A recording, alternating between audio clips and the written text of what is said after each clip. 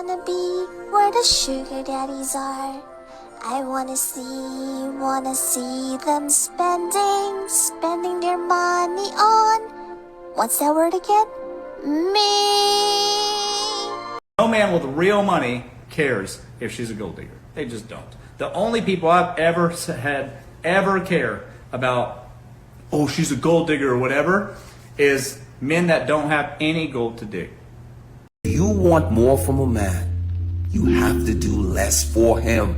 I know how that sounds, but I'm giving you the game, like for real. Listen, it's because of how men are wired. We are wired to invest in people and things we value. So when a woman does more for a man, she actually flips the script. She flips the value scale. And he begins to think he is the prize. He is the valued one because she's investing in him.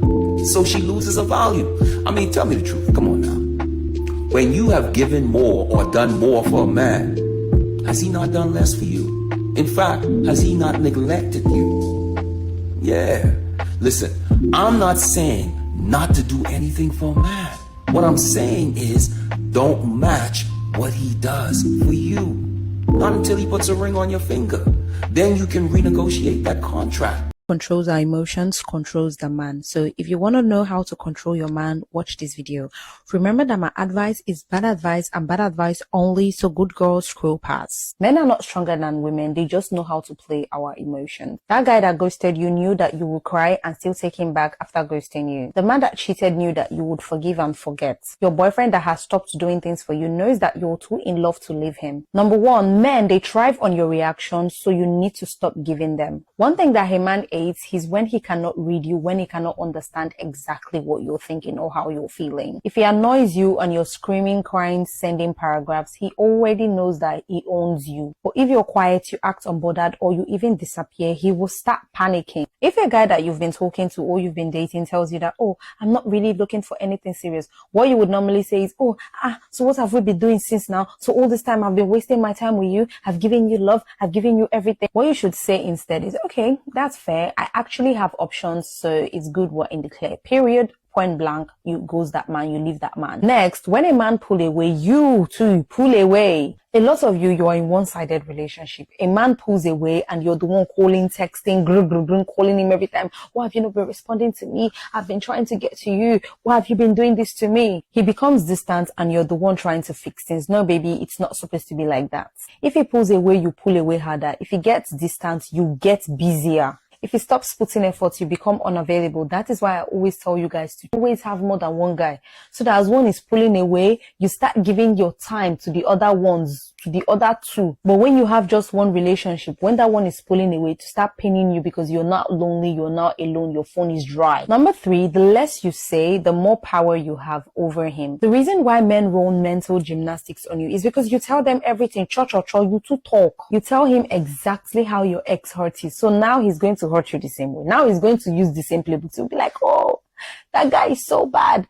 But watch how he does exactly the same thing to you. You're even literally giving him the blueprint. You tell him your biggest fears. You tell him things that scares you. You tell him things that trigger you. So now you know exactly how to trigger you. You tell him, oh, I cannot live without you. Now he's going to start treating you bad because he knows you cannot live without him. The most powerful woman, he's the one who can walk away when she's disgusted, when she's not feeling valued anymore. Woman who controls. A little pro tip for you to figure out whether or not the man that you're dating is a natural provider or not, okay? Because if we have to teach them that, they can move to the side. And I really hope this doesn't land on any of the men's For You pages, because if they figure out this hack and figure out this is how we can tell whether or not they're providers, like, oh my God. But anyway, the next time that you're on a date with a man, I want you to ask him, what are his love languages? Not in terms of receiving love, but in terms of giving love. Because if acts of service is not his main way of showing love, or at least in his top two, there is no way that he is in his masculine energy. A man in his masculine energy is someone who is going to naturally be about actions instead of words. So if he's telling you that his love language is words of affirmation or like physical touch, that does nothing for you. You don't need a man who's on your phone telling you you're beautiful and then wants to fucking have sex with you. You need a man who's going to take care of you and is going to be of service to you. Let's talk about something. So I just realized that there's a difference between beauty standard pretty and wealthy pretty. Women who are very wealthy, who have married rich, they may not be the most beautiful woman in the world, but they have a wealthy pretty. Like, their clothes are really iron. They know how to put a nice outfit together. It doesn't have to be super designer. Everything is super flashy. They just look good. They look good. They look like they smell good. They look super clean.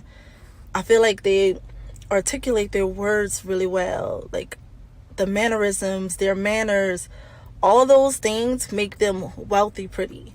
You can't get your years back. You're never going to get your years back. And if you stay faithful to one person that never intends on marrying you, you're dumb. You could have been having several options, and when one doesn't work out, you just go to the next one. That option might work out, and now you don't have to start over 5 years in the future. You just make a smooth transition, you see? And you'll be glad you did after that dude breaks up with you, or if he cheats, or if he runs out of money. You'll be glad you had a backup, just like when you are driving down the street and you're glad that you got a spare tire in your trunk, just in case, baby.